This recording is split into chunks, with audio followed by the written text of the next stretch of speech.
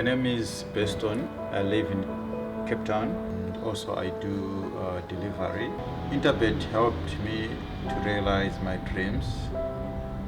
Now I have my own delivery vehicle and I'm able to do the removal in and around Cape Town.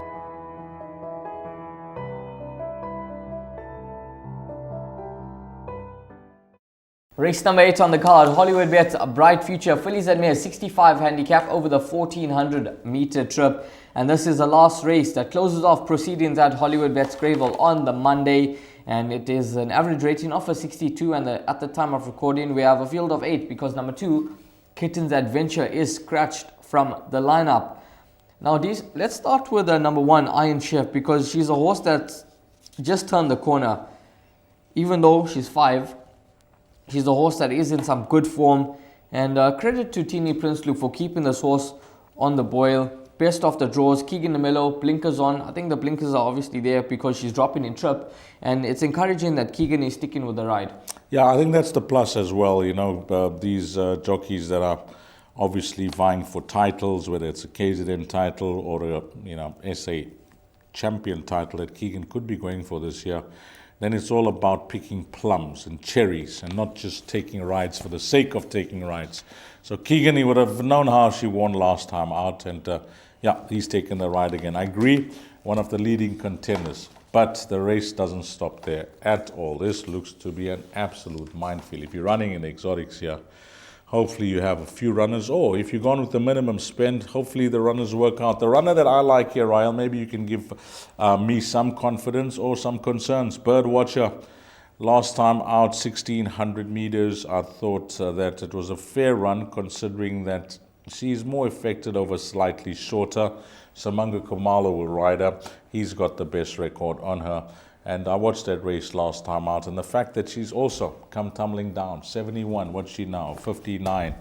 Her distance records is what catches my eye, and I think that last start, I remember chatting to Monty after the running of that race, and he told me, that just watch her next time out, we'll put her over 1400 meters. So he gave me some confidence wherever she's placed next time out that she could be highly competitive, and she's one that I penciled in. So my roving banker is number 5. She's too inconsistent for me, Deez. I can't go with her. I agree with you. I mean, she hasn't, beside the inconsistency, she's, and not being reliable, she hasn't won for a long time. Just the distance and the rating drop for me. I think she also needs a genuine pace in the lineup. The only pacemaker that I can see is Global Secret, and I don't think Global Secret is going to go a ridiculous gallop in this lineup. I think Donald Gertson will go fractions. That's going to suit his filly. And also Birdwatcher, she shouldn't be able to turn the form around with Roy's Rocker. She's 2 kgs better off, but she was beaten 5.2 lengths, so I don't think she can turn the form around. Do you like Green Dream in the previous race?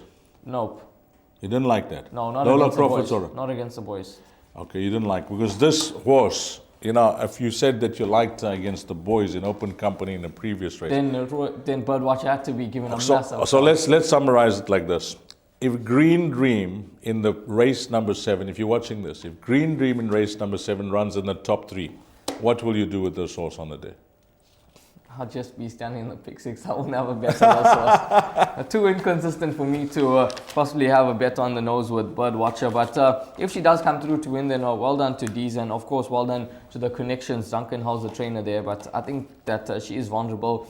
A horse like Petite Badot, first time out the maidens. What's your expectations of her? How do you think she could run? Fair debut performance behind Shantastic. She beat Isn't It Bonnie last time out. She's got the most scope for improvement on a mark of 76.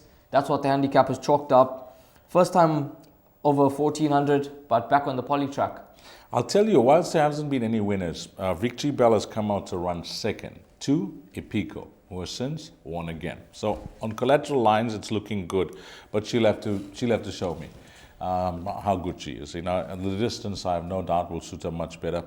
She is one of the runners that will keep you interested if you are an exotic player, because she can go back to back against this field because there are no stars in the race, and she could be well above average.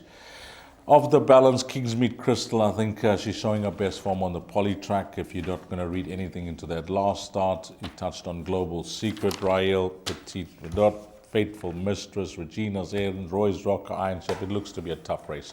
But I'm going to take my chances here. I got this as a horse to follow, number 5, Bird Watcher. And possibly, you know, when these horses to follow, they're always at decent prices. I think if everything's not going according to plan, this could be the get-out stakes for me. Summarizing, Ryle? A competitive race, but the Robin banker for me, I'll stick with number 1, Iron Chef, the inform runner. Even though the blinkers are on and she does drop down in trip, I think she could certainly still be competitive here. So numbers 1, Iron Chef for me, and horse number 6, that's horse number 5 rather, which is Bird Watcher for D's.